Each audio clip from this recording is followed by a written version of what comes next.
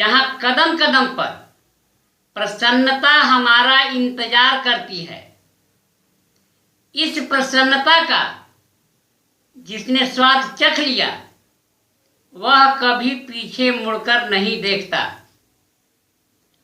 और यही प्रसन्नता हमारे आनंद का पैमाना बनता है, और यही अध्यात्म है।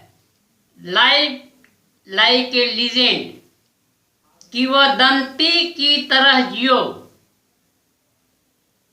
अर्थात एक ऐसी जिंदगी जियो जो सिर्फ किस्से कहानियों में ही मिलती है।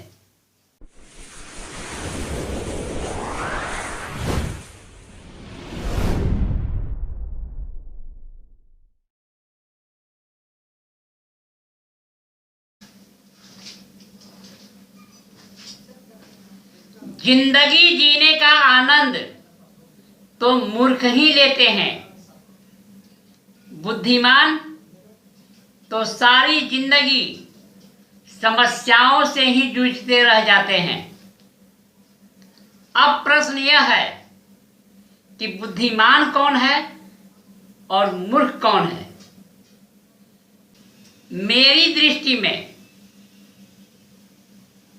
बुद्धिमान होने का पैमाना मानवता है। मानव के अंदर अगर मानवता नहीं तो उसके होने या न होने से कोई फर्क नहीं पड़ता। वह नाली के उस कीड़े की तरह है जो जिस नाली में जन्म लेता है, पलता बढ़ता है, उसी में दम तोड़ देता है। वैसे मैं यहाँ स्पष्ट कर दूं कि मैं 1972 बैच के IPS officer Kishore Kunal, 74 batch DN Gautam, 85 batch G Krishnaiah IAS अफसर थे, तो दोनों सबको मिक्स करके बता दे रहा हूं। 93 batch Ritwik Rudra, 97 batch Suman Gupta, 2006 batch Manu Maharaj और शिवदीप वामन राव लांडे, 2012 बैच दीपक रावत। इसके अतिरिक्त चंद्रकला हैं, खरे हैं, बीएन सिंह हैं। ऐसा नहीं है कि इसके अतिरिक्त और लोग नहीं हैं, हैं। आनंद को हम इस प्रकार परिभाषित कर सकते हैं, जिसे पाने की हमारी लालसा होती है, जिसे पाने के लिए हम ललायित रहते हैं।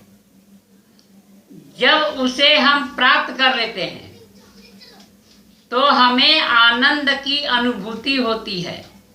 आनंद की अनुभूति अलग अलग स्थितियों में होती है। कोई किसी को कष्ट देकर आनंद की अनुभूति प्राप्त करता है, कोई किसी को कष्ट तो नहीं देता पर किसी को परेशानी में देखकर आनंद की अनुभूति प्राप्त करता है। कोई किसी को कुछ देकर आनंद की अनुभूति प्राप्त करता है, कोई किसी से कुछ लेकर आनंद की अनुभूति प्राप्त करता है। कोई किसी को कुछ देता या लेता तो नहीं, पर इसी में वह संतुष्ट रहता है। इस तरह के लोग भीरू प्रवृत्ति के होते हैं और वे इसी में आनंद की प्राप्ति करते हैं। कुछ लोगों के प्रसन्न होने का कारण तो पता नहीं चलता, पर वे मन ही मन प्रसन्न दिखते हैं। ऐसा उनके हाव भाव से प्रकट होता है, पर वो क्यों प्रसन्न है यह स्पष्ट नहीं हो पाता। अब तक मैंने जिन घटनाओं की या जिस प्रवृत्ति की चर्चा की और उससे प्राप्त होने वाले आनंद का उल्लेख किया, वह आनंद क्षणिक है, बिल्कुल पानी के उस बुलबुले की तरह जिसे न बनते देर लगती है न फूटते देर लगती है। पर जब हम निस्वार्थ भाव से किसी के लिए कुछ करते हैं और उस कार्य से उसे जो प्रसन्नता होती है, उस प्रसन्नता को देखकर हमें जो प्रसन्नता मिलती है, वह प्रसन्नता या आनंद अस्थायी होता है। इस प्रसन्नता, इस आनंद से हमें एक दिशा मिलती है, हमें एक लक्ष्य की प्राप्ति होती है। हम एक ऐसे मार्ग पर निकल पड़ते हैं जहां कदम कदम पर प्रसन्नता हमारा इंतजार करती है। इस प्रसन्नता का जिसने स्वाद चख लिया, वह कभी पीछे मुड़कर नहीं देखता। और यही प्रसन्नता हमारे आनंद का पैमाना बनता है, और यही अध्यात्म है। 17 मार्च सन 2015 में अंग्रेजी साप्ताहिक न्यूज़पेपर न्यूज़ मोमेंट में मेरी एक कविता प्रकाशित हुई थी, लाइफ लाइक ए लीजेंड, कि वह दंती की तरह जियो, अर्थात एक ऐसी जिंदगी जियो जो सिर्फ किस्से कहानियों में ही मिलती है। कविता की पंक्तियां कुछ इस प्रकार है। What is life? The life is what? यह जीवन क्या है? क्या है यह जीवन? If it is not the bed of roses, but what? यदि यह फूलों की सेज नहीं है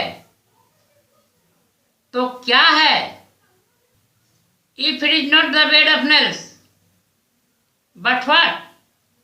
यदि यह कांटों की सैया नहीं है तो क्या है? It is what? That is one think about what?